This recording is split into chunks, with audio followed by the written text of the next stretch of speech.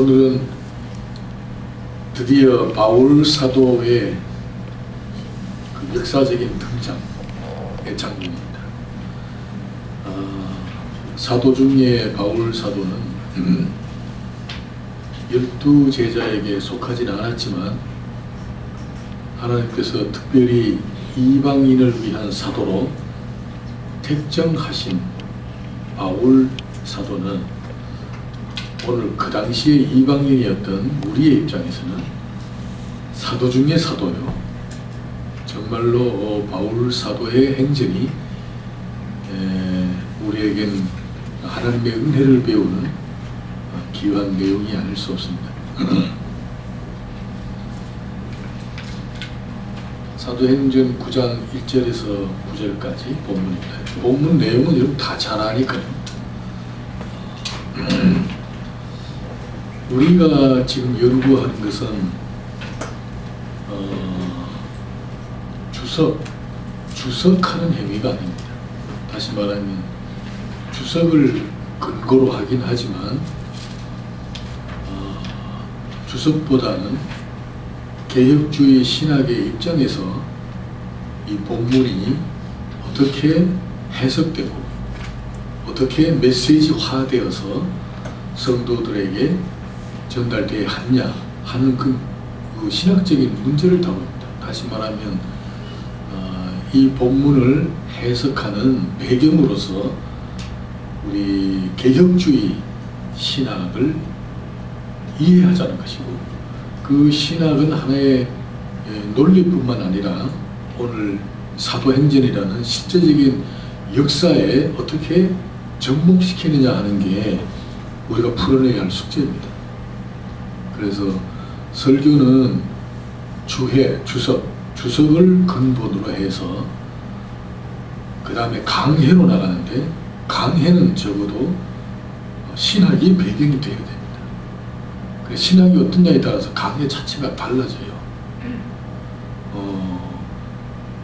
이런 강해라는 게 뭐예요? 강해 설교? 강해라는 것은 성경의 주석을 바탕으로 해서 일단 그 뜻을 파악하고 그 다음에 신학적인 줄기를, 소위 하나님의 주권이라는 줄기를 가지고 이 본문을 해석하는 데 있어서 내가 경험한 것, 또 내가 감동한 것, 그것도 이제 종합적으로 가미하고, 그 다음에 주변 모든 학설들을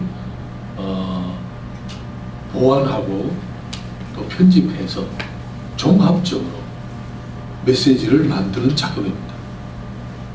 그래서 그 내용이 신학이 아니면 강해라 할 수가 없습니다. 어떤 설교는 보면 강해라 하면서 내용은 신학도 없고 그냥 제가 볼 때는 자기 생각대로 막 선포하는 것 같아요. 그러니까 오늘은 이 말하고 내일은 또 저 말하고, 신학이 없으니까 강단에 올라서 설교할 때마다 주장이 달라지는 거예요. 일정한 체계가 없고, 그래야 되면 결국은 소위 알레고리로 간다. 알레고리의 애호가. 여러분, 알레고리의 전문가는 지금 신천지아닙니까? 신천지 같은 그런 해석을 낳게 되는 겁니다. 상당히 매력은 있지만 성경에서 전하고 싶은 말씀은 놓치게 되는 거죠.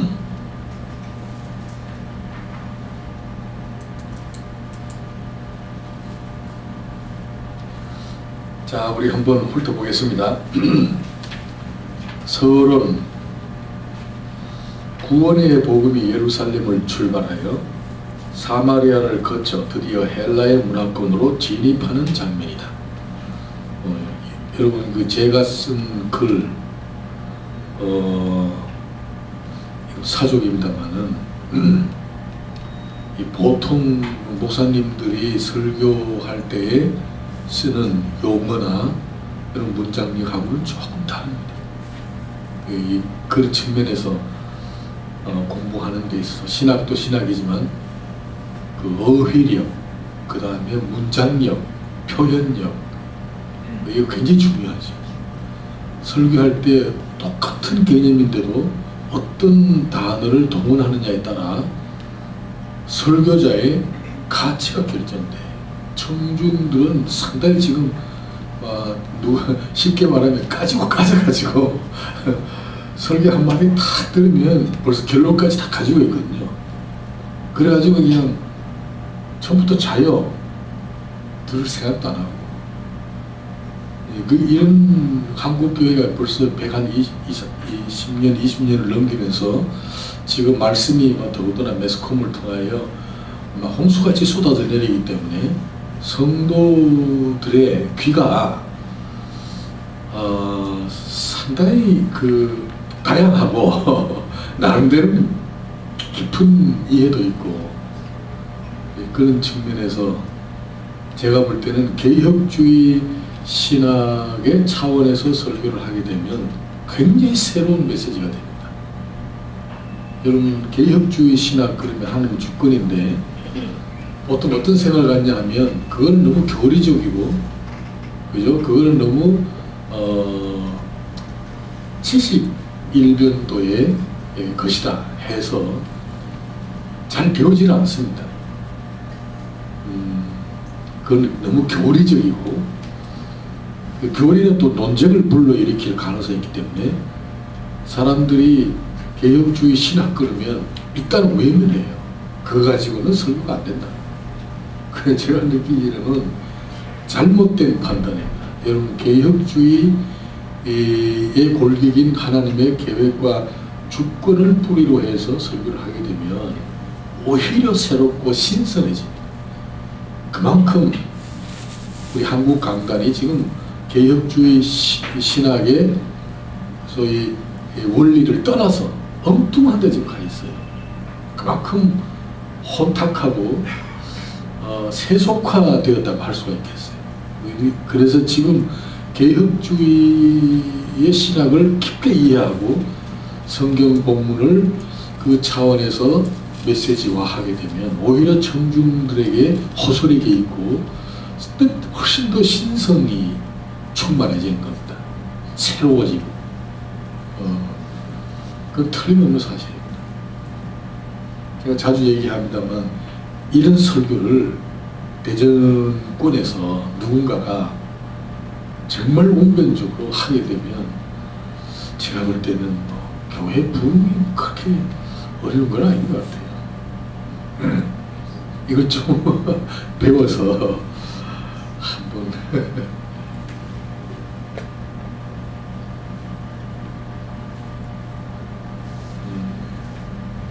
자, 제가 그걸 좀 개혁주의를 강조하더라고 잠시 말씀드렸습니다. 자, 빌립 집사의 경우에 유대인의 입장에서는 너무나 힘든 난관이었다. 여러분, 복음이 열방을 향하여 전파되는 과정에서 가장 큰 난관은 그죠. 그 사람들이 익숙하게 생활을 통하여 젖어 있던 소위 문화라는 의식입니다. 그러니까 문화의 장벽을 뚫어내야 되는데 문화의 벽이 워낙 두껍기 때문에 복음이 전달되는 과정에서 굉장히 힘겨운 싸움을 치를 수밖에 없습니다. 문화가 아니면 뭐 간단하죠. 전하는 대로 해석하면 듣고 하는데 모든 민족이 자기 나름대로 최고의 자랑과 가치로 갖고 있는 것은 문화의식입니다. 그러니까 사마리아 그러면 사마리아 사람들이 갖고 있는 나름대로의 소위 종교적인 그런 그 질서도 있지만 내용 자체가 아무리 호탁한 그 율법주의자들이 가르친 그런 좀 세속화된 도시라 할지라도 그 나름대로 문화라는 게 형성되어 있어요. 바뀌어질 수 없는 의식이 있다는 말이죠. 참 이거 깨뜨린다는 게 굉장히 힘듭니다. 여러분, 쉽게 얘기해서 이 운동권이 있잖아요. 운동권. 저는 어릴 때부터 교회 중심으로 자랐고 또 내가 사는 동네가 또 상당히 우의 방향에서 내가 배웠고 그 사고를 확 익혀놓기 때문에 지금 소위 좌파라고 자칭하는 사람들의 얘기를 들으면 전혀 이해가 안 돼요. 전혀. 마음을 아무리 열라 그래도 왜 저럴까 싶단 말이에요. 근데 그쪽 사람들은 또 날 보고 저 사람이 저게 왜 저럴까 싶거든요. 그게 뭐냐면 문화의 장벽에 다 부딪힌 거예요. 문화라는 정신질서잖아요. 그죠? 정신질서야. 나 정말 이해가 안 되는 게 많아요. 아니 이번에도 교학사 그 교과서 문제 뭔가 싶어서 자세히 들어가봤더니 단 한 가지야. 친일. 그죠? 친일파면서 독재자를 미화한다는 거야. 그래서 교학사에서 발행하는 소위 정부의 교과서를 완전히 무효화시켜 버렸잖아요.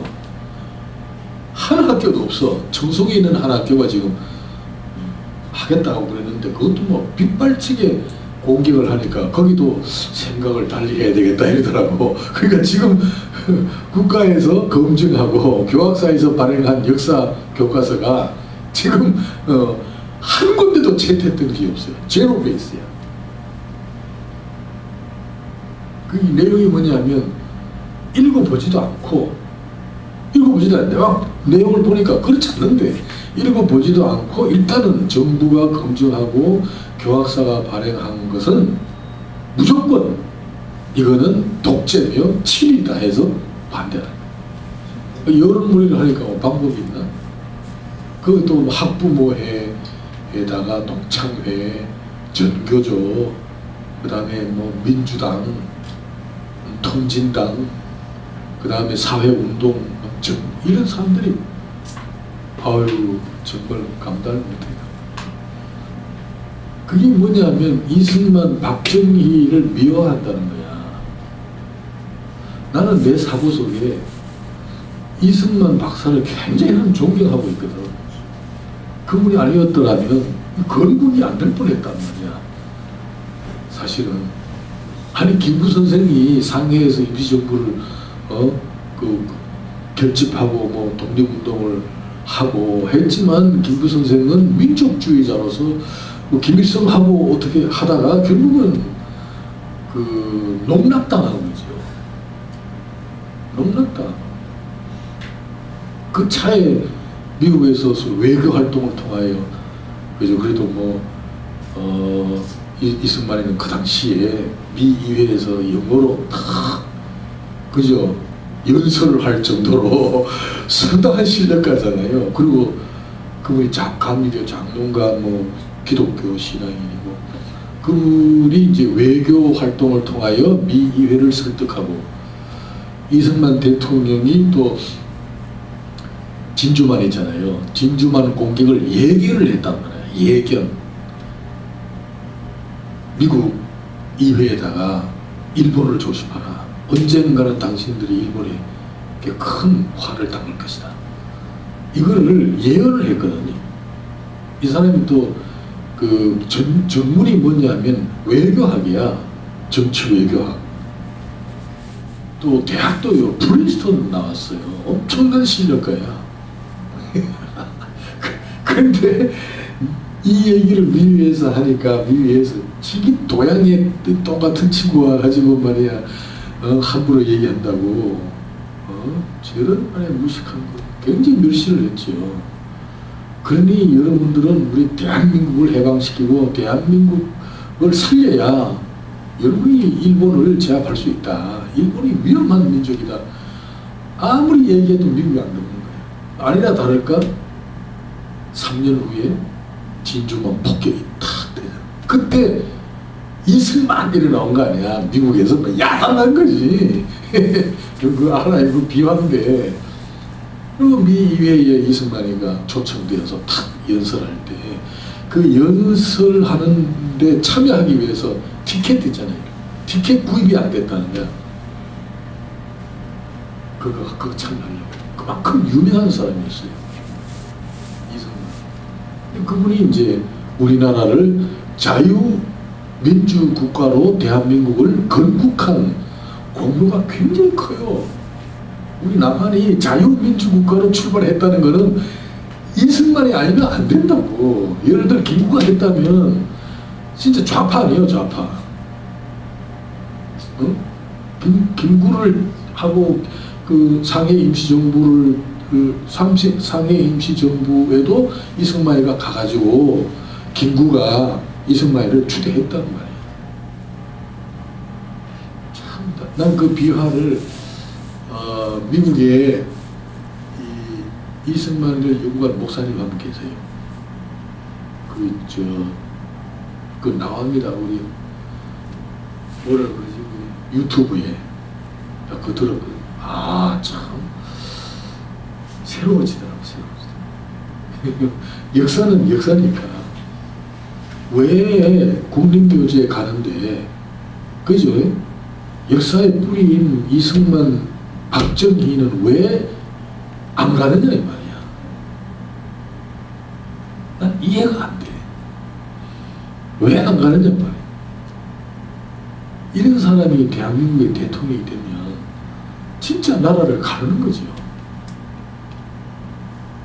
가야 될 거 아니에요. 이승만, 박정희 우리나라의 발전사에 상당한 공로를 기여한 대통령이고, 근데 왜 김대중한테만 가서 탁 전하고 오고, 저 보가 마을이면 탁 갔다 오고, 문재인이 말이야. 그러면 되겠어요. 이런 사람들이 대통령이 되면 어떻게 돼요? 그리고 안철수는 그래도 뭐 다 갔잖아. 갔다고 또 안철수를 얼마나 핥겠어. 나 볼 때 안철수가 나름대로 괜찮아. 앞으로 틀림없이 대통령이 될 것 같아. 왜냐면 인물이 없어.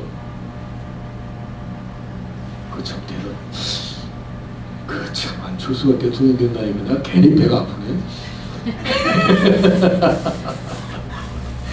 야, 저런 사람도 대통령 되는구나 싶은 게, 진작 나도 할걸. 이거 참. 왜냐하면 정치권에 경험이 없잖아. 하는 인기 가지고 하는 거야. 인기가 딴 거 있나? 순수하다는 거 아니야. 뭐 이런 얘기를 해서 미안하지만, 복음이 전파되는 과정에서 가장 큰 난관은 문화권과 싸워야 된다는 거야. 그러니까 빌립 집사가 사마리아 성에 들어가서 사마리아 성을 복음화한다는 그 자체가 얼마나 힘겨운 싸움인가를 우리가 생각을 해야 됩니다. 굉장히 어렵습니다. 그 다음 단계로 접어들면서 유대인의 입장에서는 사마리아보다 훨씬 더 어려운 그 문화권인 헬라의 영역을 통과해야 하는 겁니다. 그 당시에 문화의 중심은 헬라거든요. 그 헬라의 문화권과 더불어 싸워서 복음을 전파해야 되는데, 거기에 하나님은 사울을 등장시켰다. 저는 이런 측면에서 오늘 서론을 내가 표현을 했어요. 참 너무나 웅장한 거 아닙니까? 하나님께서 하신 일 보면 사마리아보다 훨씬 힘든 싸움이 예견되는 상황에서 하나님은 사울을 등장시키신다. 바울의 회심은 아주 독특하고 드라마틱하다. 극적이다. 이런 경우가 없어요. 이 사울처럼 우리 구원론에 있어서 구원의 서정을 보면 부르심부터냐. 부르심, 회심, 그 다음에 부르심, 회심, 믿음, 그 다음에 회개, 칭의, 성화, 영화 이렇게 가잖아요. 이게 이제 구원의 서정인데, 바울 사도는 이 모든 복잡한 서정을 한순간에 다 경험하는 거예요. 그래서 아주 극적이, 하나님이 이 사울을 바울로 변화시키면서 이방인의 사도로 딱 투입시키는 그 영역이 헬라 문화권이라는 거예요. 아주 극적입니다. 1번 사울에 대해서 첫 번째로 소개되는 데는 스데반 집사가 순교하는 장면에서이다. 8장에 있죠. 사울은 그가 죽임당함을 마땅히 여기더라. 복음을 위하여 순교하는 첫 번째 사건에서 바울은 순교의 현장을 총지휘하던 바리새파 청년이었다. 그러니까 사울이 성경상에 등장되는 장면은 왜 이를 강조하느냐 하면 예수 그리스도의 복음을 핍박하는데 가장 앞서서 진두지휘하던 바리새파 청년이었다. 이걸 이제 어필시켜야죠. 그리고 본문 시작은 그의 그리스도에 대한 적개심을 서술하고 있습니다. 사울이 주의 제자들에 대하여 여전히 위압과 살기가 등등하여 대제사장에 가서 다메섹 여러 회당에 가져갈 공문을 청하니 이는 만일 그 도를 따르는 사람을 만나면 남녀를 막론하고 결박하여 예루살렘으로 잡아오려 함이라. 그러니까 바울 사도가 스데반 집사를 돌로 쳐 죽이는 일에 가장 앞장서서 핍박하던 청년이었고, 또 한 발짝 더 나가서 그걸로 했으면 예루살렘의 성 안에서 뭐 감독이나 하고 거기서 어떻게 예수 믿는 사람 핍박하면 좋겠는데 이게 어디까지 가느냐? 다메섹까지 갑니다. 그러니까 사울이 그 바리새파 청년으로서 그리스도에 대하여 얼마나 강렬한 적개심을 가졌느냐 하면 대제사장에 가서 공문까지 받아가지고, 공문은 뭐예요? 공문을 받았다는 것은 완전히 이 권력이잖아요. 그죠? 권력을 이양받은 거잖아요. 집행권이거든요. 왜 그러냐? 다메섹 가가지고 누구든지 예수를 믿는 사람 만나면 잡아다가 예루살렘에 끌어와가지고 투옥시키려는 그런 계획을 갖고 있었다. 얼마나 핍박하는 데 있어서 우리 그 그리스도인들의 입장에서는 몸쓰리 나는 원수입니다. 몸쓰리 치는 원수란 말이야. 이런 사람입니다. 자, 다메섹은 해발 670m의 산악지대입니다. 그리고 예루살렘에서 240km나 떨어진 곳입니다. 그럼 240km를 걸어서 가려면 일주일을 넉넉하게 가야 되는 거리입니다. 야, 아무리 적개심이 있더라도 이거 어떻게 거기까지 가냐? 거기까지. 그만큼 소위 율법에 대하여, 바리새파니까 그만큼 율법에 대하여 아주 깊고, 그죠? 뿌리 깊은 고백을 가진 자입니다. 아주 율법 학자지요. 또 가마리엘 문화생이고, 히브리인 중에 히브리인이고, 베냐민 지파입니다. 더더구나 베냐민 지파. 자, 사울이 얼마나 율법에 대하여 열성적인가를 말해주는 장면이다. 사울은 아주 정정당당하게 대제사장의 공문까지 받아 공권력을 확보하기까지 하면서 예수 그리스도를 핍박하고 있었다. 이게 사사로운 감정이 아니다. 유대의 정통인 모세의 율법을 지킴으로 여호와 하나님을 그토록 충성스럽게 섬기고 있었다. 이게 여기 이를 표현하면서 복음이 예루살렘에서부터 복음이 출발하여 지금 사마리아를 통과하였고, 그 다음 단계인 헬라의 그 문화권을 이제 통과시켜야 되는 입장에서 하나님은 지금 전격적으로 사울, 그러니까 율법에 정통하는 지식을 갖고 여호와 하나님을 아주 뜨겁게 열심히 섬겼던 한 청년을 하나님이 탁 부르셔서 예수 그리스도의 복음을 증거하는 사도로 지금 삼으려고 하신 겁니다.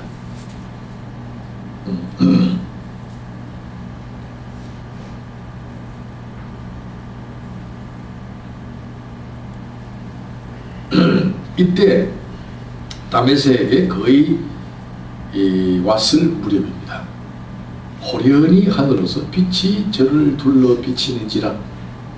사울이 땅에 엎드렸습니다. 그리고 또 음성이 들려왔습니다. 뭐라고? 사울아 사울아 네가 어찌하여 나를 핍박하느냐. 주여 니시오니까 나는 네가 핍박하는 예수라. 이 음성을 듣는 겁니다. 여러분이 여기서 우리가 주목해야 할 내용은 네가 어찌하여 나를 핍박하느냐. 다시 말하면 지금 예수 믿는 사람을 핍박하는 겁니다. 예수님은 지금 지상에 안 계십니다. 승천하고 더 이상 우리의 눈으로 육안으로 볼 수 없는 분입니다. 이 세상을 떠났습니다. 그렇다면 우리의 보통 생각으로는 예수는 이미 우리하고 관계없다. 그는 떠났다. 이 세상 사람이 아니다. 그러면 망각의 대상입니다. 다시 말하면 잊어버릴 대상이지 이걸 다시 상기시킬 이유가 없는 겁니다. 이 세상 사람이 아니다 말이죠. 그런데 사울이 어떤 음성을 듣느냐. 세상에 없는 예수께서 나타나셔서 그리스도를 핍박하는데 모르면 왜 나를 핍박하느냐 이럽니다. 왜 나를? 그러니까 그리스도인과 예수 그리스도를 동일로 말합니다. 동일한 존재로 보시는 거예요. 예수님이 평소에 제자들에게 세상이 너희를 미워하거든 너희를 미워한다 생각하지 마라. 나를 미워하는 것이다. 그런 얘기를 했어요. 자, 여기서 우리 기독교의 소위 기독교에 대한 이해 중에 우리가 놓치고 있는 것, 다른 종교와 구별되는 한 가지 사실입니다. 그것은 사도행전이 시작되면서부터 누가가 이를 기록으로 남겨서 우리에게 전해준 내용이기도 하지만 예수께서 평소에 가르치고 행하시던 일이 하나님의 나라 일이었습니다. 그 하나님 나라 일이 예수님이 사라지면 그 일도 사라져야 되는데 그 일이 사도행전에 들어오니까 사도들에게 그대로 전수됩니다. 그러니까 사도행전은 곧 성령행전인데 성령이 강림하셔서 성령께서 행하시는 일은 뭐 새로운 걸 만들거나 뭐 새로운 무엇을 창조하는 역사가 아니고 예수께서 이루어 놓으신 것, 십자가와 부활을 통하여 성취해 놓으신 하나님의 나라를, 그러니까 기존에 성취된 것, 기존에 완성된 것을 제자들, 소위 사도들에게 이약시키고 적용케 하고 이를 위탁시키는 역사를 성령께서 하시더라고요. 이건 성령운동은 다른 거 아니에요. 성령운동은 없는 걸 새롭게 만드는 작업을 절대 하지 않습니다. 이미 있는 것, 이미 성취된 것을 우리 성도들에게 적용하게 하고 이를 납득하게 하고 이를 생활화하게 하고, 그래서 성령은 사도들에게 예수 그리스도의 것을 그대로 전수시키고 전달하고 그대로 응용하도록 사도들을 예수화시킨 겁니다. 다시 말하면 일반적으로 멘토로서 공자, 맹자, 노자, 세종대왕, 우리 이순신 이런 분들은 우리의 멘토 아닙니까? 멘토. 소크라테스, 히포크라테스, 그 다음에 멘토라는 사람, 헬라의 멘토라. 이걸 멘토십. 소위 멘토링 시스템. 우리의 교수들, 선생들, 이분들은 학생에 대하여 멘토다 말이에요. 자, 멘토는 특징이 뭐냐? 평소에 자기가 주장하던 사상이죠. 사상이나 교훈적 가치를 제자들에게 가르치는 겁니다. 그것을 이해하도록 설득시키고 그 가르치는 교훈대로 삶의 모범을 보이는 겁니다. 그리고 이 사람이 떠납니다. 죽습니다. 죽고 나면 남는 건 뭐만 나와요? 이 사람이 가르치던 교훈과 그죠? 삶의 어떤 모범이라는 그것만 남겨둔 겁니다. 그래서 떠나는 겁니다. 이게 멘토입니다. 그런데 제자들에게 이양된 것은 예수께서 평소에 가르치고 행하시던 이 일만을 이양시킨 게 아니고 예수 그리스도 자신을 사도들에게 그죠? 이양시켜 놓은 겁니다.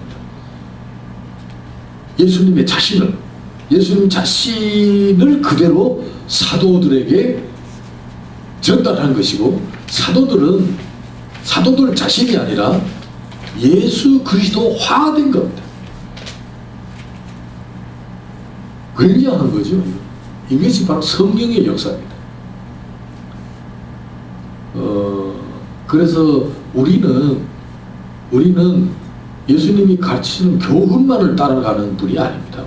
우리는 성령의 거듭남과 성령의 충만을 통하여 내가 곧 예수 그리스도의 그죠? 한 존재로서 예수 그리스도의 신성과 인격과 사고방식과 삶의 모든 표현을 그대로 행하는 존재들입니다. 그래서 예수화, 여러분 성령 세례라는 것은 교훈만을 전달하는 게 아니라 예수화되는 거예요. 예수와 동질화된다. 동질화. 세례라는 것은 동질화라는 뜻이잖아요. 영어로는 identify, 동질화다. 우리는요 존재론적으로 작은 예수들이에요.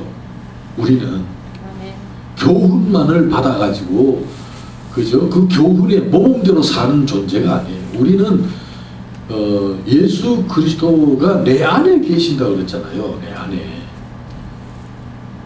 그리고 그리스도의 영으로 내가 그리스도화된 존재라고, 존재 자체가. 이게 성령의 역사입니다. 이게 이제 우리 교회 안에서 종종 보면 제자 훈련, 난 그에 대해서 상당히 비판적인 시각을 갖고 있습니다만 그래도 뭐 부흥하니까 난 할 말은 없습니다. 그러나 그게 얼마나 잘못된 거 아니에요? 멘토링 시스템이잖아요. 멘토. 목사가 주변에 제자들을 한 대여섯 명 기르잖아요. 그럼 그 제자 하나가 또 한 대여섯 명을 기르잖아요. 이거는 뭐 판매할 때 무슨 판매라 그래요? 다단계 판매하듯이 그렇게 뻗어나가는 제도예요. 제자 훈련이. 그건 뭐요? 멘토가 되는 거예요. 목사는 밑에 장로들에게 멘토가 되고 장로는 그 밑에 집사들에게 멘토가 되고 멘토링 시스템이에요. 멘토라는 아까 얘기했지만 노자와 맹자나 공자가 가르치던 시스템이에요. 기독교 안에서 신앙훈련을 그렇게 해버리면 이게 성령의 역사는 어디로 갑니까? 성령의 역사는요 이 다단계식으로 이렇게 하지 않아요. 성령의 역사는 평면이에요. 다단계는 피라미드 형식이잖아. 여러분 어떤 경우에라도 피라미드 형식의 조직체계는 이것은 이단성을 갖고 있어요. 이건 기독교가 아니에요. 이거는 잘못된 중에 아주 잘못됐어요. 성령은 위에서부터 각 사람에게 똑같이 피라미드 형식이 아니라 목사든 장로든 평신도들 간에 십자가로 말미암아 구속받은 성도라는 입장에서 성령은 목사에게 와가지고 장로에게 전달되는 게 아니라 각 사람에게 똑같이 위에서부터 내려와요. 동일한 가치예요. 그걸 우리가 놓치고 있어요. 그 교회 안에 멘토링 얘기하면 안 돼. 그럼 몰라서 하는 얘기야. 뭐 괜히 영어를 쓰니까 고상해 보이는데 잘못된 성령이 위로부터 임하여 그죠? 고릴로의 가정에서도 그랬고 사마리아 교회에서도 그랬고 성령이 위에부터 각 사람의 머리 위에 임하여 있더니 이랬잖아요. 그러니까 성령의 역사는 예수 그리스도의 영이 내 안에 충만하게 임하면 내가 예수화가 된다. 예수님처럼 살아가는 그런 존재가 되는 겁니다. 내가 하는 게 아니라 성령께서 나를 이끌어 가시는 거예요. 성령께서. 그리고 교회에서 목사나 뭐 우리 가르치는 교사들은 성도들이 성령이 말씀과 더불어 이끌어 가시는 역사에 성경 말씀이라는 하나님에 관한 지식과 그 비밀한 정보를 제공해 주는 역사를 해요. 정보를 보태해 주는 거예요. 기도라는 거 이런 것이고 사랑하는 이런 것이고 성경에 대하여 그 지식을 공급하는 입장이지 그게 내 제자가 될 수 없단 말이야. 아니 그렇잖아요. 여러분은 예수님의 제자지 남종우이한테 배운다 해서 내 제자가 될 수가 없잖아. 기독교는 아니에요. 기독교는 다 같이 나도 가르치지만 나도 배워야 할 그죠? 한 마리의 어린 양에 불과해요. 나도 불쌍한 존재예요.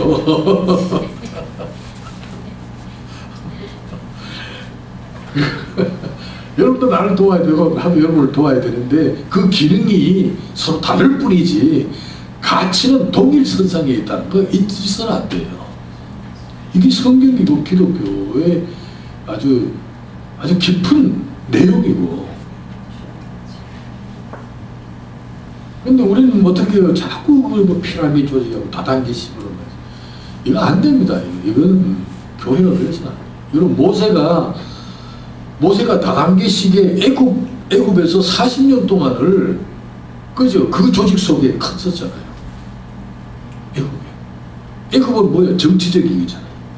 다단계식이 피라미드 형식의 가장 꼭대기 왕자로 있었잖아요. 거기 있는 입장에서 자기가 아무리 하나님에 대하여 열렬한 그 고백을 갖고 있고 막 그런 그 사명을 뜨겁게 가지고 있다 할지라도 다단계식의 제일 꼭대기에 앉아있는 모세를 그대로 쓰실 수가 없다 이 말이야. 그래서 모세를 어디로 데려가요? 미디안 광야로 집어넣어 버리잖아요. 살인 사건 하나를 통하여. 제일 꼭대기에 있는 사람이 하나님을 열렬하게 믿으니까 살인해 버리더라고요, 사람을. 그래서 결국 미디안에 가서 한 40년 동안 모세가 뭐를 배웁니까? 미디안 집안의 소위 가정 형태의 관계 속에서 40년을 훈련하는 겁니다. 40년이 지나니까 애굽의 왕자로 있던 지난날의 영화로운 명예와 그 지위에 대한 그리움마저도 다 없어지는 거예요. 광야의 양치기 목동으로. 그리고 가정이라는 그 사위 신세로 그 몸붙여 산다는 게 얼마나 서럽겠어요. 이걸 통하여 모세가 뭐예요? 가정 형태의 사람으로 뿌리를 내리는 거예요. 이때 부르시잖아요. 우리도 교회도 마찬가지입니다. 성령께서는 각 사람에게 직접 위로부터 임하는 것이지 옆으로, 성령은 옆으로 전달이 절대로 안 됩니다. 성령이 옆으로 전달된다고 주장하는 파가 오순절파입니다. 그거 아셔야 돼요. 순복 조용히 옆으로.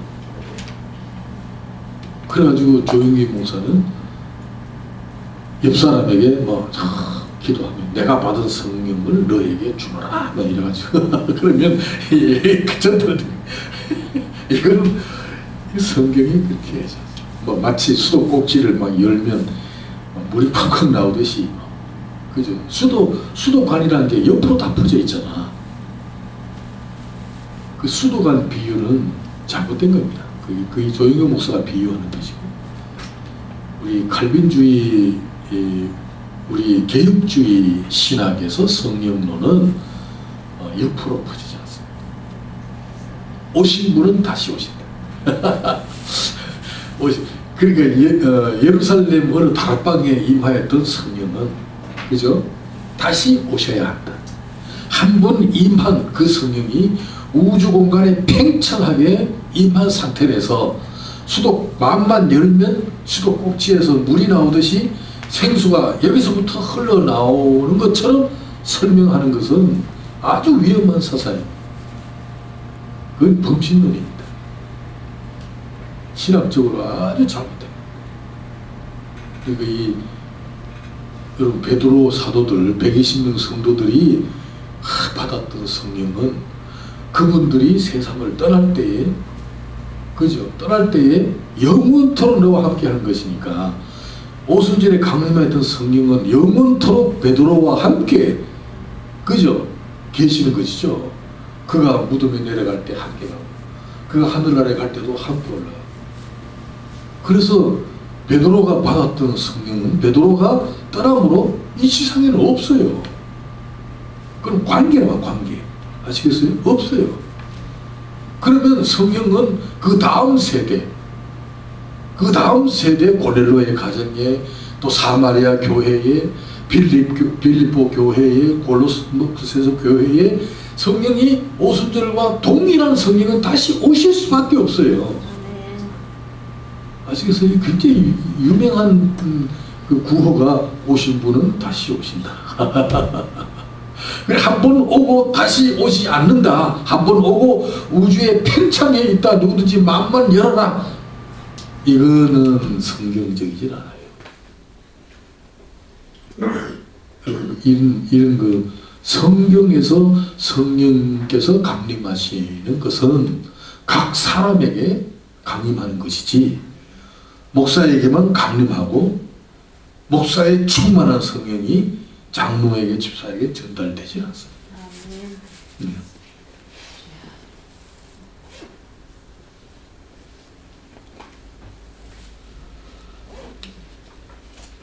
그러니까 어찌하여 나를 핍박하느냐. 그러니까 예수 믿는 사람을 핍박한 것을 주님은 나를 핍박하는 걸로 표현을 하셨다는 거예요. 그러니까 동질의 존재자, 동질의 존재. 질적으로 같다는 거예요, 질적으로. 주여 니시오니까 나는 네가 핍박하는 예수라. 네가 핍박하는 예수라. 아니, 바울 사도는 예수님을 핍박한 적이 없어요. 그런데 예수님은 사울에게 뭐라 그래요? 네가 핍박하는 예수라 이러잖아. 지금 누구를 핍박하냐면 다메섹에 있는 예수쟁이들을 잡으러 가는 입장이거든. 근데 주님은 네가 핍박하는 예수다. 이렇게 표현을 하신다.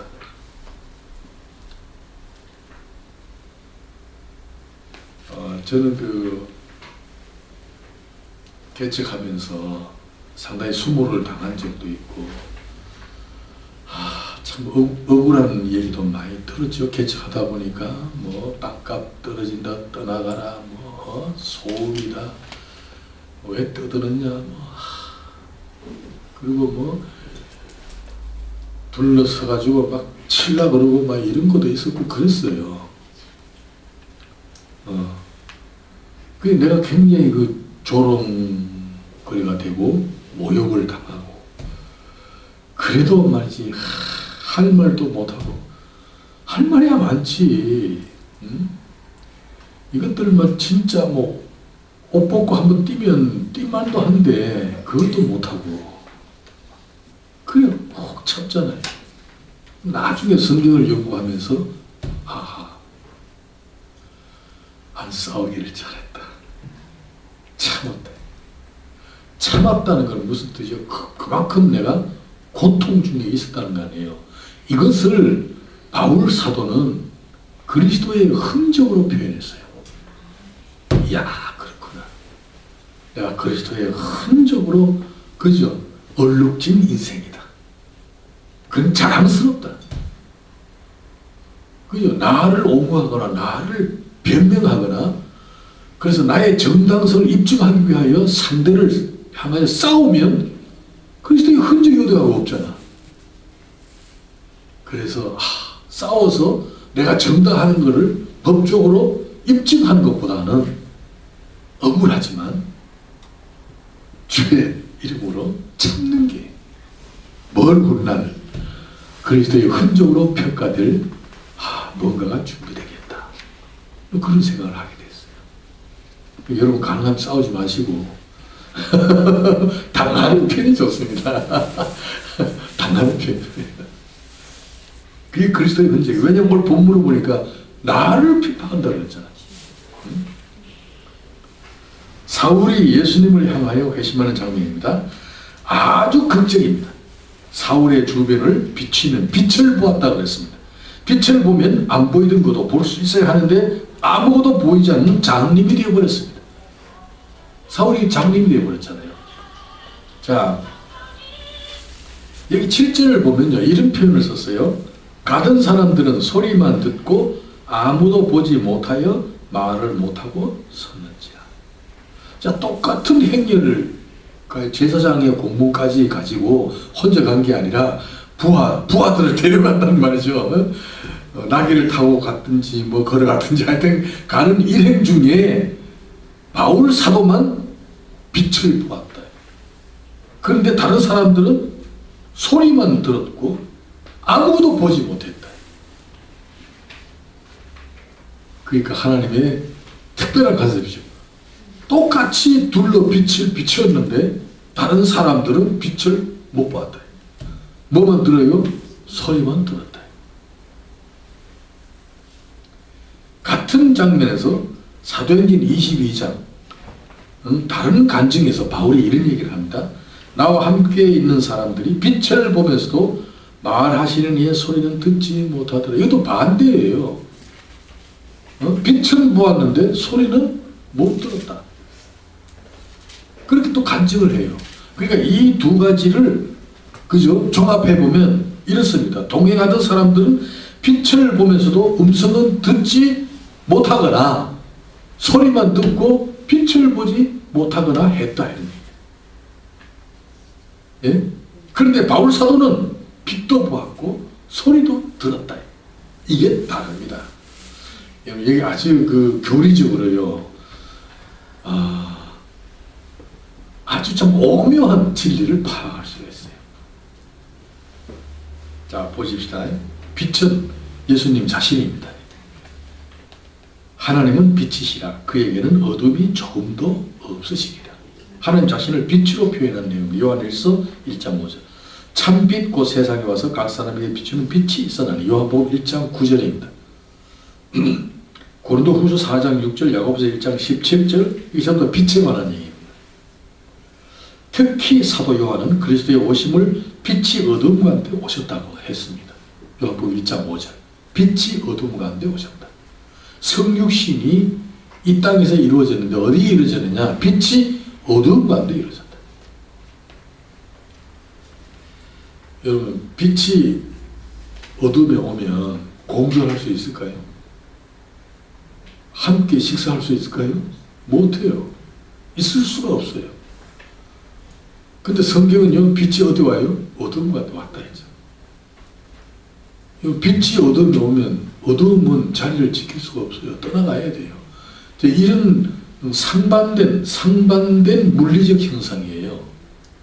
아주 정말 정반대의 세력이죠.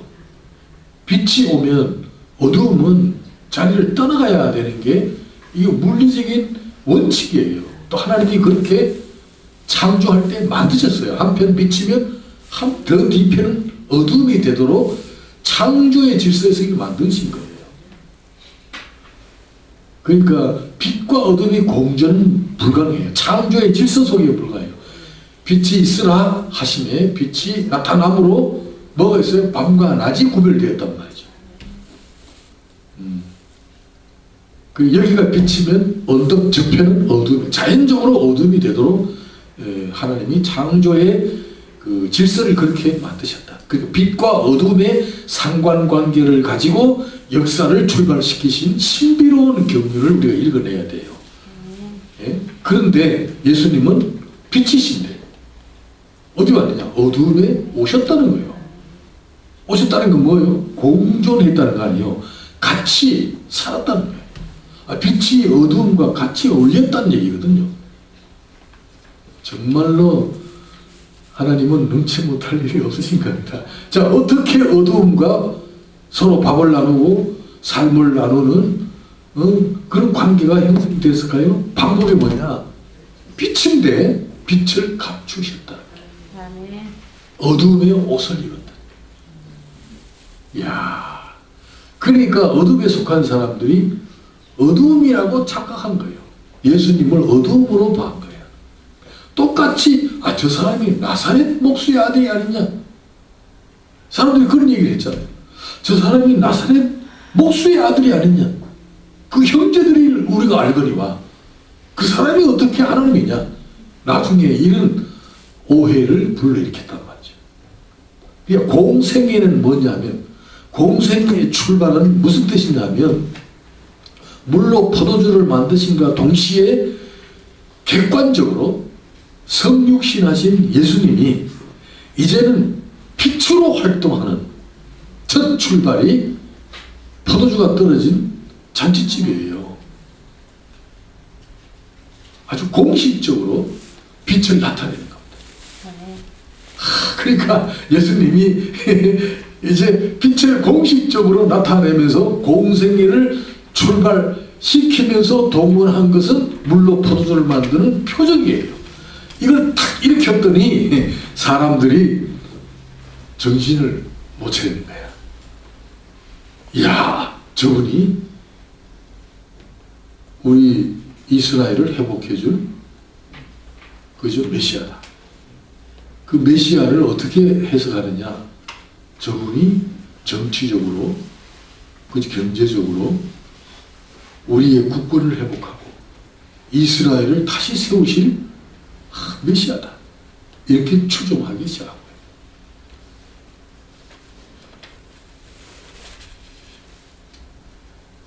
자, 빛입니다. 자, 빛은 창조의 출발이었다. 오르라는 단어입니다. 오르. 언제 얘기했죠?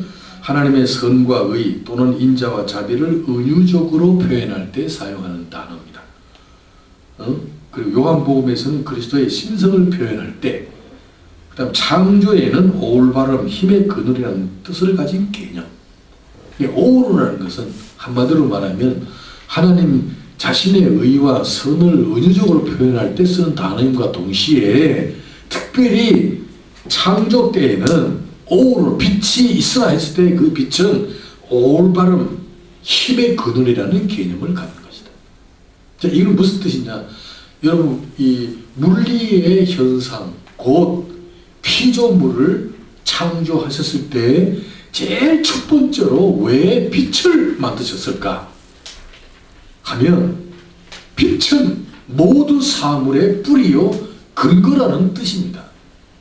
빛은, 이 빛은 태양이나 달이나 별빛하고 다릅니다. 이 빛은 전혀 다른 빛입니다. 이 빛은 곧 하나님 자신을 비치는 것이고, 영적인 빛이고, 신령한 빛이고, 이것은 영원의 빛이고, 거룩과 의의 빛입니다.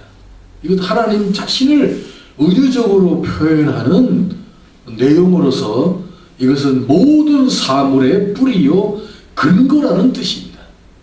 그래서 모든 피조물은 그 가치를 어디서 평가받느냐? 빛으로부터 평가받습니다. 근데 빛은 모든 사물의 가치를 평가하는 하나의 기준이 되고 근원이 되고 그것이 하나의 표본이 되는 겁니다. 만일 돈을 많이 벌었다 하십시다. 돈 많이 벌고 뭐 출세도 하고 뭐 대통령까지 됐다 하십시다. 그러면 세상을 다 얻은 거 아니에요? 그죠? 얻었지만 그 사람에게 빛이 없다면, 그죠? 빛, 소위 말하면 이 진리의 빛, 시신 예수, 생명의 빛이신 예수가 없다면 그 수많은 권력, 치부가 평가될 가치가 없다. 그게 창조의 질서예요. 그럼 이거 한번 설교를 하세요. 창조의 질서. 하나님이 괜히 빛을 출발로 해서 우주 만물을 만드신 게 아닙니다. 빛은 예수 그리스도. 예수님 자신이 또 나는 생명의 빛이라 했단 말이에요. 빛을 따르라 했더니 사람들이 다 지갈 길로 가버렸어요. 따르는 사람이 없었습니다. 빛에 의하여 모든 사물의 가치는 평가됩니다. 피조물의 근원과 출발은 빛으로부터이다. 그리스도는 자신을 가리켜 신령한 빛이며 생명의 빛이라고 하셨대요. 요한복음 8장 12절에서 말씀하셨습니다. 자, 그런데 사울은 빛을 보았습니다. 무슨 뜻인가요? 어둠밖에 모르는 사람이 빛을 어떻게 볼 수 있습니까? 지금 사울은 어둠에 속한 존재잖아. 사울은 지금 거듭나지도 않았고, 이거는 그야말로 이 세상에 속한 사람이잖아요. 어떻게 빛을 볼 수 있습니까? 이게 보았다는 것은 무슨 뜻이요? 눈을 떴다는 뜻 아니에요.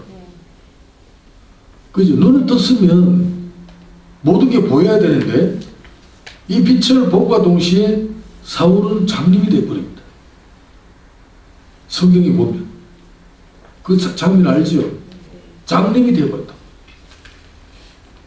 묘하잖아요. 세상의 이 물질 세계에 대해서는 장님이 되어버리고 영적인 빛을 보는 눈이 열렸다 이런 뜻이란 말이에요. 세상에 대해서는 장님이 되고 영적인 것에 대해서는 빛을 보았으니까 그때부터 영의 세계를 보았다 이런 뜻이거든요.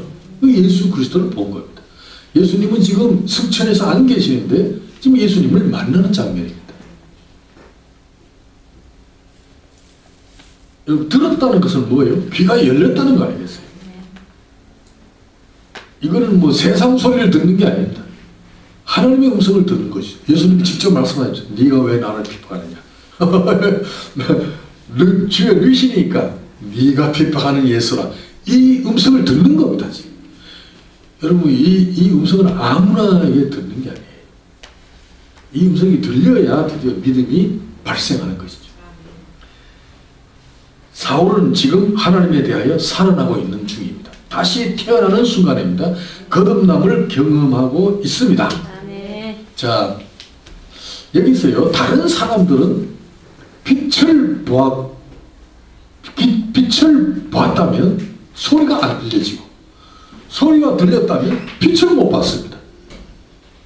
이분들은 거듭남의 역사를 경험하지 못했습니다. 이런 경우가 많죠. 지금 우리 주변의 사람들, 아니면 우리 교회 안에서도 그런 사람들이 있겠죠. 빛을 본 사람은 있어요. 빛은 예수님의 말씀. 말씀을요, 달달 외운 사람도 있어요. 그죠? 이건 지식이에요, 지식.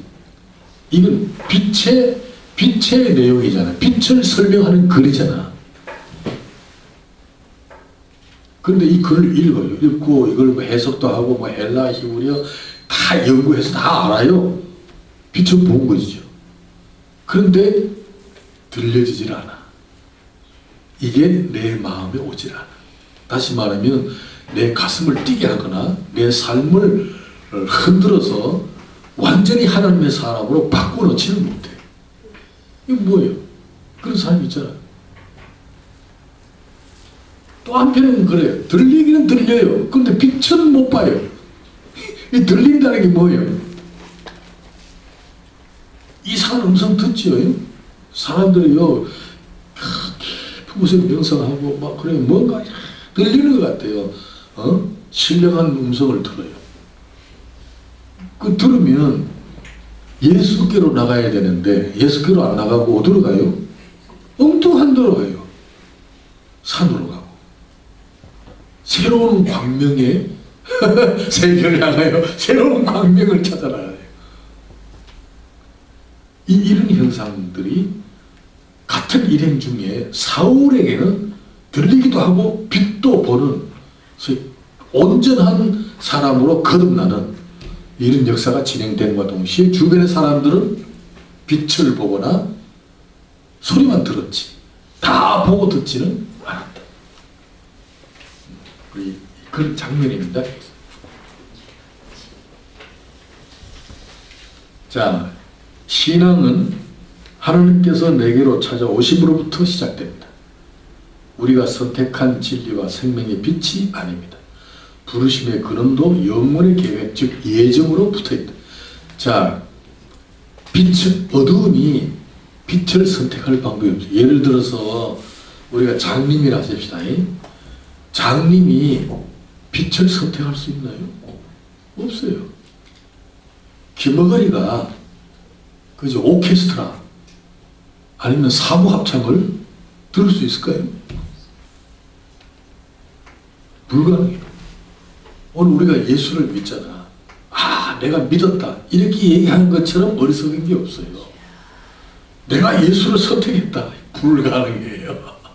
내가 선택할 수 없는 분이고 그 세계의 질서예요. 내가 선택이 불가능해요. 뭐요? 하나님이 내게 찾아오시라.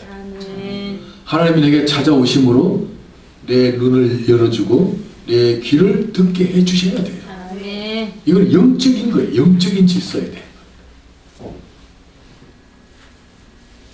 자, 그 다음 내가 이방 종교에 대해서 약간 언급했습니다. 여러분이 상식적으로 좀 알 필요가 있다고 생각해서 간단하게 진술했습니다.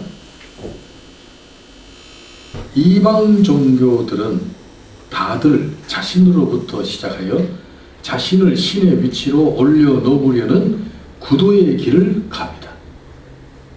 도를 연마하는 행위들입니다. 자신의 내면 세계를 무위의 상태로 돌아가게 하는 형태를 취합니다.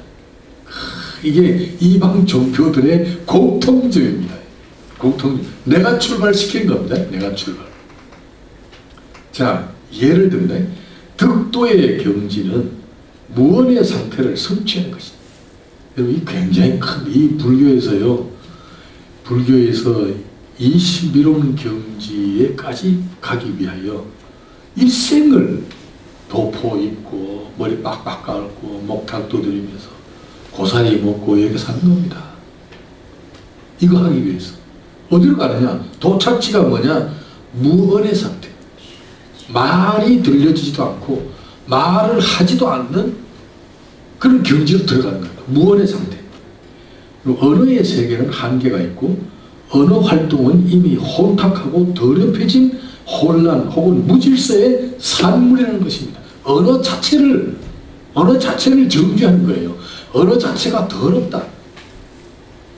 언어는 한번 말하면 그 언어가 관계를 혼란케 하고 관계를 비뚤어지게 하고 언어 자체가 더럽혀진 언어이기 때문에 이것은 인간 자체를 무너지게 하는 원인이다. 이게. 그래서 불교는 뭐요? 무언의 세계도 말이 없는 세계. 거기에 도달하는 겁니다. 말이 없다는 건 뭐예요? 생각조차도 없는 세계. 여러분, 우리 내면에 어떤 생각이 머물러 있으면 반드시 말하게 돼 있어. 그러니까 내 내면에 생각 자체를 빼버리면 말할 내용이 없어져요. 그 지경까지 가는 거예요. 그 가는 게 성불임의 해탈입니다. 아, 참 대단한 사람들이요. 그 참 존경스럽습니다. 무언의 세계입니다. 여러분, 침묵, 말이 없는 것을 특징으로 한다. 고요와 평온 같은 무위의 세계를 향하여 가는 것이다.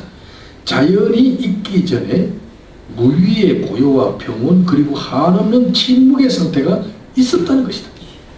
이분들이 이걸 주장하는 거예요. 굉장한 도입니다. 도. 여러분, 이 자연이 있기 전에, 그래서 피조물이 생기기 이전에 뭐가 있었느냐? 무위의 상태가 있었다. 말이 없는 침묵의 상태, 고요, 평정, 아무것도 없는 그런 세계가 있었다는 겁니다. 침묵의 상태가 있었다는 거예요. 그리로 돌아가는 겁니다. 오늘 우리 성경은 뭐예요? 성경은 어디로 돌아가? 피조물이 있기 이전에 이 사람들은 아무것도 없는 고요, 평정, 침묵의 언어가 없는 침묵의 상태라고 얘기하잖아. 근데 우리 성경은 뭘 얘기해요? 창세기 1장 1절 이전에 뭐가 있었어요? 뭐가 있었어요? 아무것도 없는 게 있었나요? 영원이라는 게 있었잖아. 영원. 그 영원이라는 개념을 내가 강의했지요. 영원 속에 이미 어떤 그죠, 질서가 있었고 그게 다스리는 권세가 있었고 영광이 있었고 그게 수종드는 어떤 존재가 있었고 어떤 삶의 질서나 환경이 조성되어 있었던 영원이라는 세계가 있었다 이거야. 영원은 단순히 시간이 아니다 말이죠. 헬라 철학의 타임리스, 무시간의 세계가 아닙니다.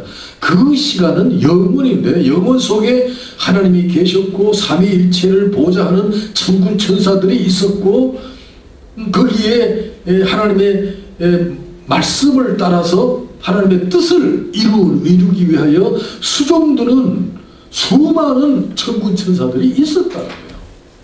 그리고 하나님의 계획 속에 천지 만물에 대한 창조의 어떤 구상이 있었고 남정무의에 대하여 이미 창세전에 하나님이 계획하신 어떤 존재가 거기 있었다.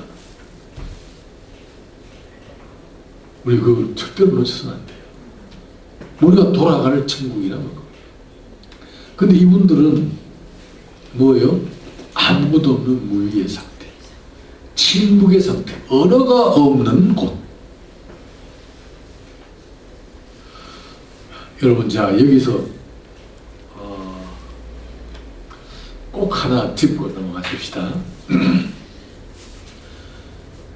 자, 창세기 1장에 보면 하나님 보시기에 선하고 아름다웠다고 표현하면서 하나님이 만드신 피조 세계가 영원전에 계획하시고 목적하신 바대로 피조 세계가 완성되었음을 보시고 한없이 기쁨에 잠기셨습니다. 만족을 표현한 겁니다. 그 내용이 뭐길래? 그 내용이 조화입니다. 하나님과 인간, 인간과 인간, 하와의 둘레외, 그 다음에 동물과의 사이, 자연과의 관계에서 그야말로 영원 속에 있었던 것처럼 창조의 처음 출발은 그토록 지고의 조화를 이루고 있었다. 만남과 관계 자체가. 그 보시기에 좋았다. 그것은 아주 열일하고도 적극적인 형태의 어떤 평화와 어떤 조화의 선이었습니다. 그냥 가만히 움직이지 않고 그죠? 상대하지도 않고 조용하게 있음으로 오는 그런 평화가 아닙니다. 그 어떤 분이 나한테 그런 질문을 해요. 아니 기독교의 평화와 옛날 우리 6.25 때의 선비들이 누렸던 평화, 선비들은 학문을 하고 그래서 어떨 때는 세속을 떠나서 낚시를 탁 들여놓고 나물 먹고 물 마시면서 팔벽에 한 것이 평화로다. 그 평화와 뭐가 다릅니까? 그것도 평화고 우리도 평화인데 그게 뭐가 달라요? 여러분 꼭 기억하십시다. 우리는 아무것도 하지 않으면서 누리는 고요함. 그죠? 내 주변에 아무것도 없고 아무 소리도 안 들리는 상태에서 내가 누리는 평화. 그건 진정한 평화가 아니에요. TV에서 자연인을 만나러 가는 프로그램이 있대요. 내가 그거 한번 봤는데 어떤 사람이 발가벗고 겨울에, 가을에 낙엽 위에 탁 낙엽을 입을 삼아서 이래 가지고 평화다, 아유 좋다 이러더라고. 그걸 가지고 또 칭찬하고, 야 자연인 당신이 누리는 평화 좀 그립다. 우리 세상에 가면 복잡한데 이런 자연인들이 있어요. 자연인들이 거기서 캐먹고 혼자 사는 자연인이 있어. 주로 남자들이더라고. 그거 보니까 나도 저 갔으면 싶은 생각이 있어. 진짜 이 세상이 너무 복잡하니까 아이고 나도 거기 가서 그냥 낙엽을 입을 삼고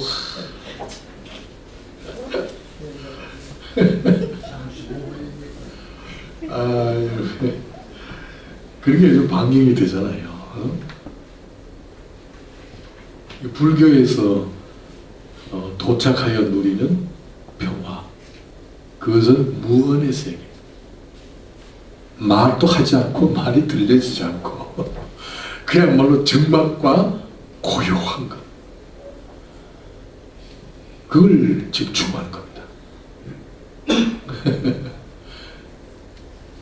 거기는 평화가 아닙니다. 그래서 이제 그 자연으로 돌아가는 게 아니라 자연. 자연과 융합하는 거죠. 자연의 그 순수성을 나도 경험하는 거죠. 여러분, 순수한 게 평화가 아닙니다. 우리 기독교의 평화는 창세기에서 하나님 보실 때에 만족을 표현하셨던 것처럼 적극적입니다. 그리고 열렬합니다. 그리고 아주 강렬한 어떤 의지입니다. 의지. 그래서 예수님께서 서로 사랑하라. 그죠? 내가 너희를 사랑한 거지. 예수님이 우리를 사랑하실 때 어떻게 사랑했어요? 누워서 사랑한 게 아니에요. 적극적으로 너희 죄를 걸머쥐고 하나님 앞에서, 그죠? 그 율법의 요구에 따라 내가 이 죄를 십자가에서 도말하겠다는 겁니다. 그러고 난 다음에 너에게 내가 평화를 주겠다는 겁니다. 평화를 주는 데서 예수님은 뭐를요? 죽음을 통하여 평화를 선사했어요. 얼마나 적극적이고 열렬합니까? 오늘 교회 안에서도 평화를 이루려면 박집사, 이집사 간에 평화를 어떻게 누려요? 어느 한 사람이 성령 충만해서 원수 같은 집사 곁에 가가지고, 야 우리 이래 살지 말자. 내가 기도해 응답받았는데 난 너를 사랑하기로 결심했다. 네가 좋아서가 아니고 하나님이 하나 하셔가지고 내가 하는 거다. 너도 하나님 음성 듣고 날 좀 사랑해 주라. 만약 하나님이 안 계시면 내가 너를 사랑할 이유가 없다. 우리 서로 영원한 천국에 들어갈, 그죠? 그런 존재들인데 여기 싸워가지 되겠냐? 얼마나 열렬한 사랑을 우리가 해야 하는 겁니까?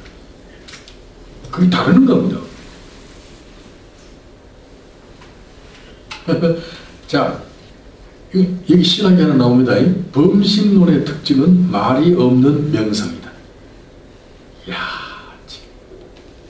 여기 보세요. 법정이 이런 말을 썼어요. 법정이 쓴 산문에 이런 글이 있다. 과밀에 지친 자들은 사람의 부스러기들을 털어버리고 무소유와 평온의 삶의 본질을 깊게 성찰하는 지혜를 가지라. 이게 뭐예요? 법정이 시킨 대로 만약에 다 한다면 다 털어버려야 돼. 법정이 시킨 대로 한다면 우리나라 경제 성장이 될까요? 우리나라의 문화 창달, 우리나라의 K-팝 세계를 막 뒤흔드는 어떤 그런 인물들이, 반기문이도 나오고 김용 총재가 나오고 될까요? 대통령이 나오고. 이 법정이가 시킨 대로 한다면 뭐 해야 돼요? 무소유. 여러분, 무소유 운동을 벌리면 뭐 때문에 회사를 차리고 뭐 때문에 뭐 때문에 삼성이 말이지 그렇게 밤을 새면서 연구합니까? 무수요. 이게 불교 침묵, 범신론의 특징은 침묵입니다. 침묵하는 명상입니다. 오늘 이 왜 이를 쓰느냐 하면 우리 기독교 안에서도 신앙의 내용과 형식을 말이 없는 상태로 자기 자신을 아주 평화, 어떤 즐거움, 만족을 경험하는 방향으로 간다 이 말이죠.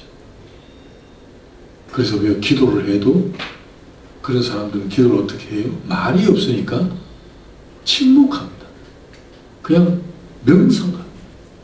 여러분 기도를 명상하면 말씀이 다 떠오르면 좋은데 여러분 눈 감고 명상을 해보세요. 말 없이 30분만 앉아 있어봐요. 뭔 생각이 날까요?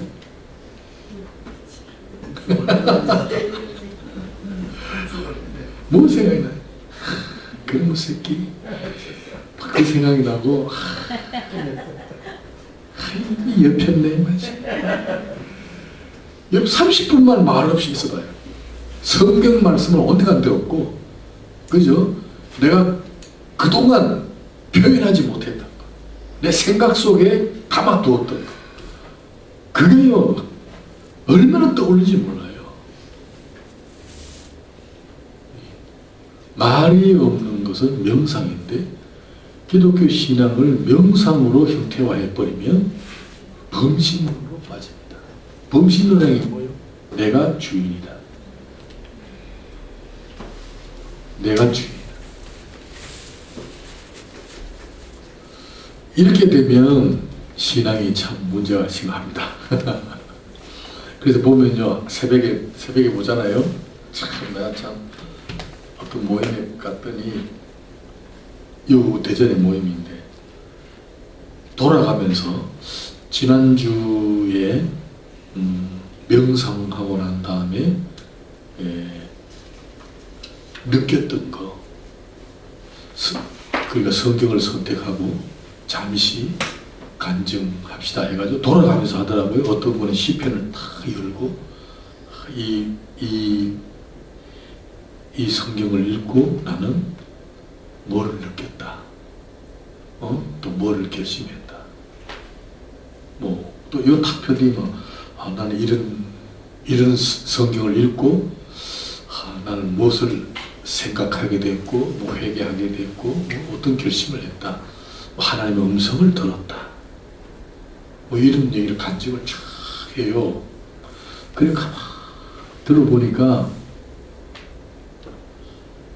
명상을 하죠. 큐티라고 하잖아요. 명상을 하면서 그 성경 본문이 자기에게 말해주는 교훈 내지는 세미한 어떤 음성을 듣는 거예요. 그러니까 성경이 어제 아침에는 세미한 음성이 들렸는데 오늘은 똑같은 성경인데도 그 음성은 안 들리고 성경을 보면서 막 예를 들어 세계를 가슴에 품어라 막 그러더라고. 여러분 이런 게 유행인데 제가 어떤 세미나에서 큐티, quiet time 큐티는 자칫하면 범신론으로 빠진다. 위험천만합니다. 왜냐 큐티의 주장이 나가야 됩니다. 내가 이 말씀을 볼 때 내 느낌이 어떠냐, 내게 이 말씀이 뭐를 말씀하고 계시느냐, 명상해 보니까 짜내고 짜내서 어떤 결론을 내가 도출하는 것 같아요. 말씀이 도출하는 게 아니라 내가 도출하는 것 같아요. 여러분 이 개혁주의는요 이 말씀이 객관적인 하나님의 말씀입니다. 내 느낌과 감정에 관계없이 이 말씀은 영원토록 불변합니다. 내 감정이 좋든 나쁘든 관계없이 이 말씀은 언제나 하나님의 위해서는 말씀입니다. 근데 우리가 명상을 하게 되면 이 말씀이 자꾸 바뀌어요. 내 느낌과 기분에 따라서 말씀의 해석이 자꾸 달라져요. 이 범신론이에요. 그래서 침묵하는 것, 그죠? 침묵한 말이 없는 상태에서 뭔가를 추구하게 되면 범신론으로 빠집니다. 굉장히 위험천만합니다. 말이 없는 것, 명상, 메디테이션, 명상. 여러분 우리 다윗 같은 사람은 그죠? 바세바를 취하고 난 다음에 사무엘로부터 지적받고 시편 6편인가 거기 보면 침상이 썩도록 눈물을 흘린다. 얼마나 회개했겠어요. 명상하는 게 아닙니다. 그리고 티끌을 날린다. 티끌을 날리면서 애통이 있다. 여러분, 기도는 부르짖고 기도는 나의 소원사항을 꺼내 놓음으로 시작되지만 결국은 하나님의 말씀이 내게 찾아오심으로 평정되고 응답이 이루어지는 그 신앙의 통로가 바로 기도입니다. 그 기도는 말씀을 따라 기도해야 되고 말씀이 내 안에서 살아있을 때의 기도에 응답이 이루어지는 것이죠. 그러려면 말을 해야 됩니다. 여러분 말 한번 해보세요. 말을 하면, 설교를 하잖아요. 내가 설교를 하면 정말 내가 말씀대로 행했고 흠도 티도 없기 때문에 이 말씀을 전하는 게 아닙니다. 말씀을 전하면서 나는 이 말씀을 동시에 듣습니다. 내가 들어요. 나는 오직 가르치는 사람이 아니에요. 가르치면서 내가 동시에 듣고 객관적인 말씀을 내가 들음으로 회개하고 그걸 뉘우치고, 그래서 말씀과 더불어 내 삶을 진행시켜야지 침묵하는 것은 아주 위험합니다. 여러분 부부간에 자꾸 우리 여인들은 사랑을 자꾸 확인하고 싶잖아. 그렇지? 당신 날 사랑해? 자주 하거든. 나는 그 소리 자주 못 들어요. 그러면 남자 입장에서 뭐예요? 꼭 말을 해야 되나? 이게 우리의 일상이잖아요. 꼭 말을 해야 됩니다. 말 안 하고 가만히 있으면 이게 사랑하는 건지 안 하는 건지 모릅니다. 말로 내 내면에 그녀를 향한 사랑과 애정을 전달해야 됩니다. 그래야만이 이게 하나의 인격이 표현되는 것이고, 그죠? 내 보이지 않는 내면이 말을 통하여, 그죠? 상대에게 전달됨으로 상대로 하여금 어떤 확신하게 하고 어떤 행동을 사랑이라는 응답으로 받아내는 것이죠. 말을 해야 됩니다.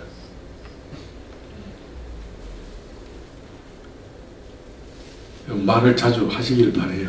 네? 좋은 말, 선한 말. 그러나 현실의 것들을 우리에게서 다 빼버리면 남는 것은 무엇이겠는가? 무, 허공, 고요, 정막뿐일 것이다. 현실의 싸움이 없는 곳에서는 승리의 영광을 도출할 수 없다. 기독교 신앙은 하나님께서 찾아오셔서 베푸시는 구원의 은혜를 바탕으로 세상을 다스리는 능력과 지혜로 산다. 바울의 진술은 너무나 분명하게도 예수 그리스도의 계시로 얻은 선물로서 구원을 웅변한다. 갈라디아서 1장 12절 말씀. 이게 굉장히 중요한 거예요. 이 갈라디아 1장 12절 말씀.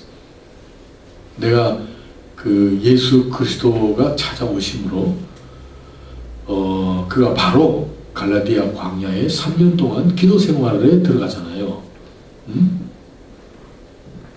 그 얘기를, 그러면 내가 계시를 받고 예루살렘의 사도들을 찾아가지 않고 내가 광야에 들어가 3년 동안 하나님 앞으로 나가노라.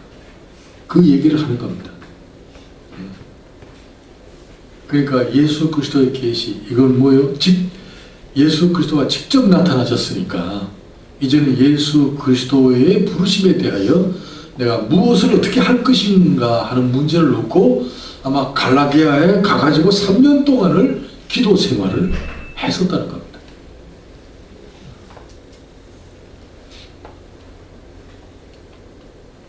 하나님이 찾아오심으로 이루신 것.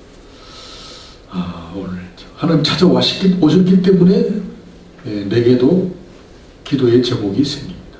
저도 하나님이 찾아오셔서 굉장히 절망 중에 있었던 나를 이끌어서 어디를 가게 했느냐? 신학교를 가게 했다. 신학교를 탁 가니까 공부만 해서는 뭔가 만족이 없어서 그 다음부터 소위 하나님, 보이지 않는 하나님이지만 하나님을 인격 대 인격으로 만나고 싶은 강렬한 의지가 있더란 말이죠. 그 성령께서 하신 거죠. 하나님이 내가 찾아오심으로 드디어 바울 사도처럼 하나님에 대하여 보다 알고 싶어서 기도가 동원된다. 그때 뭐 금식도 해보고 기도원에 뭐 심심하면 기도원에 가서 기도하고 집회 참석하고 그랬던 적이 있거든요. 자, 4번 바울은 자신의 의로 여겼던 모든 주장이 멸망을 재촉하는 것임을 간증한다. 바울이 나중에 다메섹 도상에서 하나님을 만난 장면을 회상하면서 간증한 내용이다.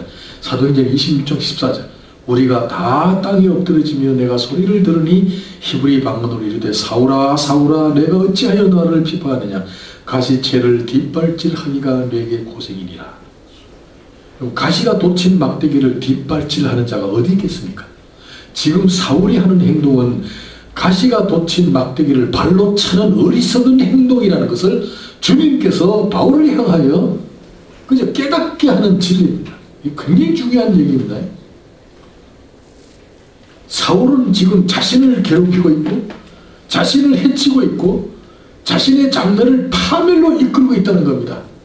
네가 하는 행동이 율법대로 하고 대제사장의 공문까지 받아서 나를 핍박하지만 그것은 너 자신을 멸망으로 가게 하는 길이요 네 자신을 파괴하는 행동이요 네 자신을 죽이는 행동이다. 가시채를 뒷발질하는 행위입니다. 네가 너를 죽이고 있다는 겁니다.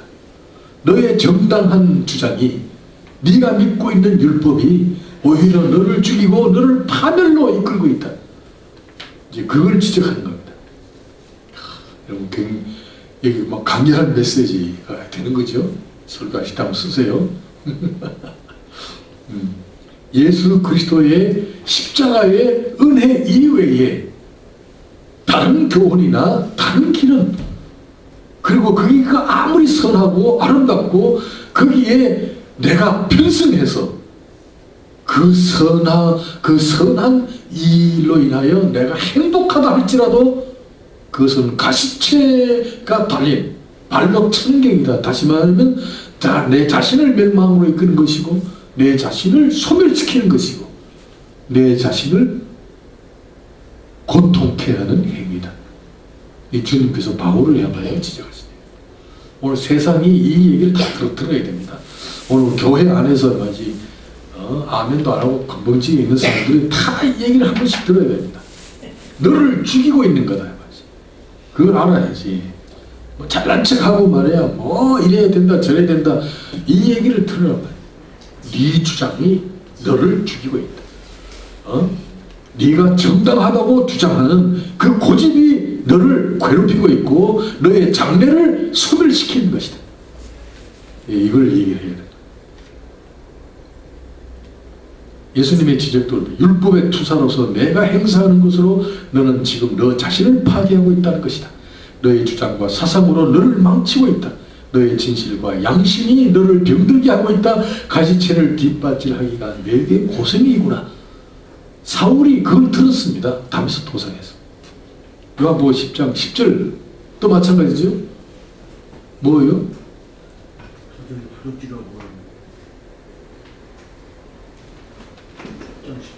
네. 도적질하는. 그렇죠. 나 이외에 다른 거는 모두가 다 도적질하는 것이고 멸망케 하는 것이지만 내가 온 것은 양으로 생명을 얻고 더 풍성히 얻게 하는 것이다. 그 말이 그 말 아니에요. 나 이외의 모든 것은 도적질하고 멸망시키려는 목적이다. 이게 율법이 그렇게 너희들에게 와 있다는 겁니다. 선행이, 너희들이 추진하는 선행이, 너희들의 정의 구현이 너희들이 옳다고 주장하는 그런 모든 것들은 다 너희들 자신을 도둑질하는 것이다. 그것이 너의 행복을 뺏어가는 것이고 너의 건강을 도둑질하는 것이고 너의 영원한 생명을 도둑질하는 것이고 너 자신의 장래를 멸망시키는 것이다. 그러나 예수님은 우리에게 생명을 주러 오셨고 이 생명을 출발로 하여 풍성한 삶을 약속해 주신 것이다. 율법의 본질을 알고 난 후 은혜를 논증하는 내용입니다. 로마서 7장 9절 전에 율법을 알지 못하였을 때는 내가 살았더니 계명이 이름에 죄는 살아나고 나는 죽었도다. 이 말씀이 굉장히 깊지요. 바울이 얘기하는 겁니다. 전에 율법을 알지 못하였을 때는 율법주의자로서 바리새인인 내가 살아있었다. 살아있다. 정당하니까.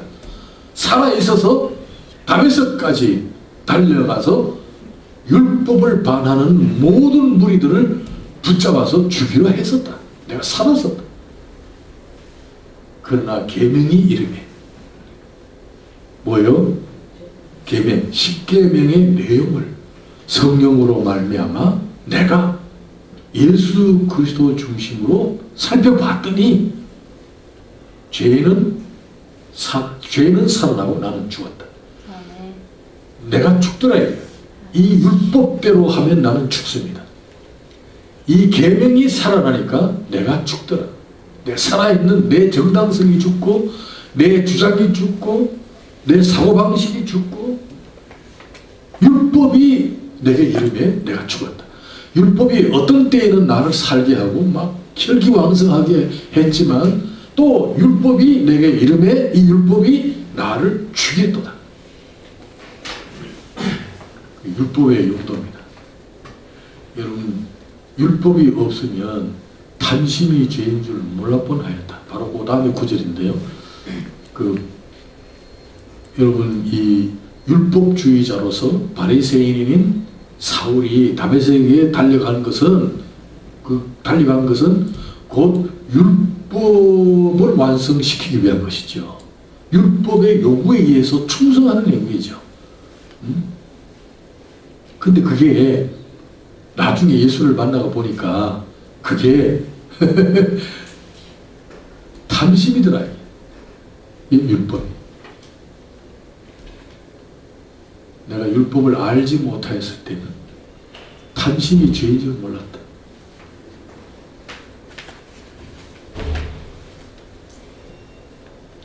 중생 이후에 나타나는 현상은 가치관의 전도와 같은 시각, 보고 관점이 영적으로 변합니다. 이 거듭나고 난 다음에는요, 이 시각이 변합니다. 이 보는 눈이 달라지는 거예요. 이 중생한 사람은 사물을 보는 각도가 달라지고 관점이 달라지고 모든 사물을 영으로 해석을 하고 영의 질서에 맞춰서 이해하고 그렇습니다. 중생한 사람의 특징.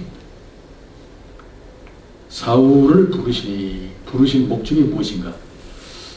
여기도 뭐 좋은 메시지가 있는데 그냥 한번 읽겠습니다. 그가 기존에 소유하고 있었던 소비적인 배경을 쓰시기 위한 생각을 버리자. 이거 하나님이요 사울을 부르신 것은 사울의 기존의 실력을 복음을 위하여 사용하겠다 해서 부르신 것은 아니다. 오늘 우리가 그런 생각을 많이 품잖아요. 하나님이 쓰시기에 적당한 인물이 되려면 내가 적어도 서울대학은 입학해야 되겠고 사업을 완성시켜 돈도 벌어야 되겠고 내가 사회적인 영향력을 어느 정도 갖춰야 되겠다라는 생각이 있다면 그건 잘못이다. 하나님은 우리의 기존의 세상의 것을 쓰시기 위하여 부르시지 않았다.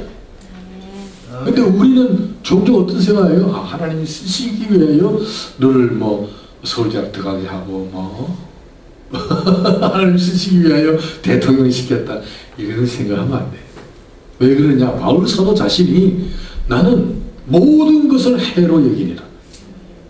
그리스도의 십자가의 복음 이외에는 알지 않기로 하였노라. 내게 갖고 있는 것 모든 것을 배설물로 여겼노라. 그렇게 고백했어. 오히려 세상의 것이 방해되더라. 방해돼. 모세의 경우도 그렇잖아요. 모세.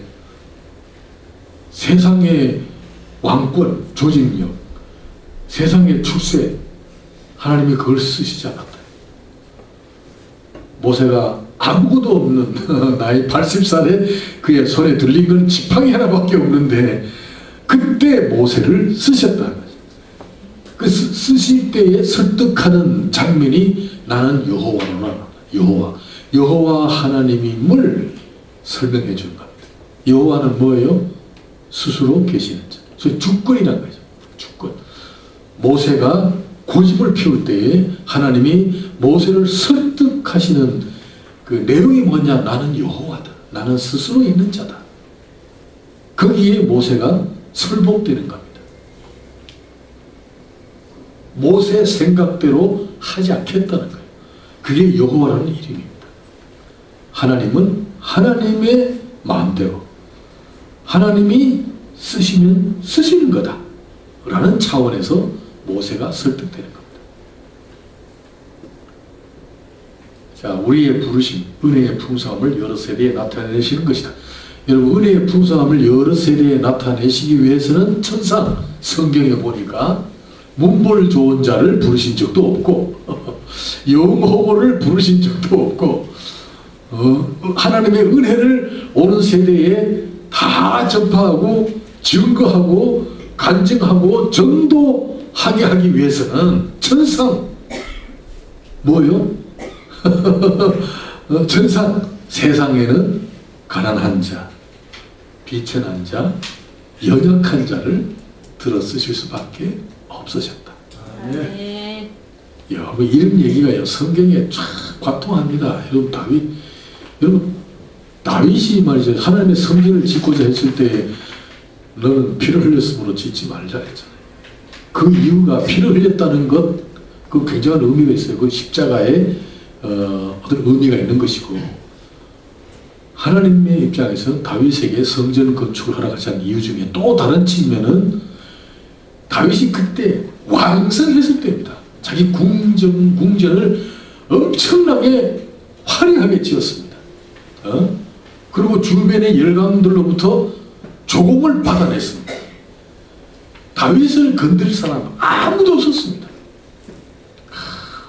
그때 구수의 그 여왕, 감다기의 여왕이 왔잖아요. 그러니까 뭐 다윗이 못할 일이 없었을 때 내가 성전을 짓겠다. 하나님 허락지 않아요. 뭐예요? 지금 네가 내 성전을 짓겠느냐? 응? 나는 손으로 지은 집에 있지 아니하고 그 말씀 그렇게 나 손으로 지은 집에 있지 아니하고 이 세계가 다 내 것인데 내 것인데 내가 필요하다면 성전을 내가 짓지 네한테 부탁하겠느냐? 왜냐? 네가 누구냐? 돈도 있고 병력도 있고 없는 게 없잖아요. 지금 네가 내 집을 짓는다면 그 집을 누가 지었다 하겠느냐? 바로 네가 아니냐? 그 집을 지어놓고 하나님의 은혜를 전파하겠느냐? 아니다. 그래서 그만 겁니다. 하나님 은혜지요. 은혜지.